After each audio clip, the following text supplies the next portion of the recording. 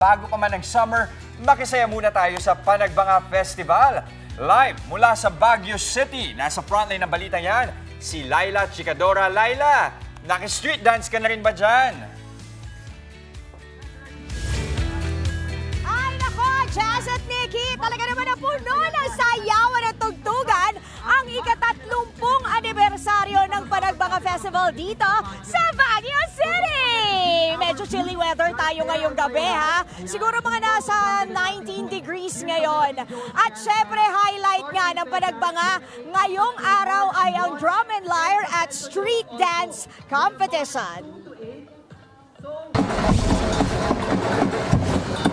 Buhay na buhay talaga ang Cordilleran culture sa ipinamalas na street dance at drum and lyre competition ng Panagbanga Flower Festival dito sa Baguio City. Kanya-kanyang pasabog ang mga kalahok na estudyante mula sa iba't ibang eskwelahan ng Baguio. Nagkaroon din ng thematic presentation bilang pagpupugay sa katatagan at tagumpay ng lungsod mula sa lindol noong 1990s hanggang sa pagkakahirang sa kanila ng UNESCO bilang Creative City. Blooming without boundaries. So, yan yung ating theme because we see that after 30 years, no one can stop Panagbanga. So, we will continue to bloom and then we will continue to think out of the box to come up with more exciting presentations. Bukod sa street dance, meron ding open category ang mga festival dances ng iba't ibang lugar gaya ng Ilocos Sur, La Union at Isabela. Kahit naman mabilad sa araw, ayos lang ang mga senior citizen na ito na galing pa ng Bulacan. Naife-flex din daw kasi nila ang kanilang panglamig getup habang nanonood ng parada. Meron sombrero, ma'am. May sombrero. May sweater pa. Apo, ayan, meron pa scarf. Dito naman pinili ni Georgia na i-celebrate ang kanyang 78th birthday. Hakot din niya ang mga kapatid, kaya parang family reunion na din daw nila. Para maipasyal ko naman ang aking pamilya, mga kapatid, tsaka mga apo. Kasama rin ni Georgia ang Amerikanong asawa ng kanyang kapatid na first time na na-experience ang Panagbanga Festival.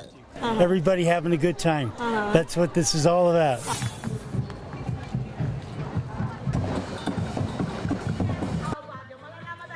Jess, Nikki, bukas inaasahan naman na marami pa ring magpupunta dito sa Baguio City dahil nga ang inaabangan naman ay syempre yung 30 nagagandahang mga floral floats. Naku, paparada yan ha. Sa kahabaan ng Session Road, pababa dito, papunta sa Melvin Jones Grandstand. Dito sila paparada yung 30 na floral floats at pwede na kayong umaura-aura for the content. Mag-picture-picture na kayo hanggang gabi ang mga floral floats dito. Samantala ngayong gabi dito sa Melvin Jones Grandstand, may palibreng concert pa. Nako, para sa mga pinalaki ng sex bomb.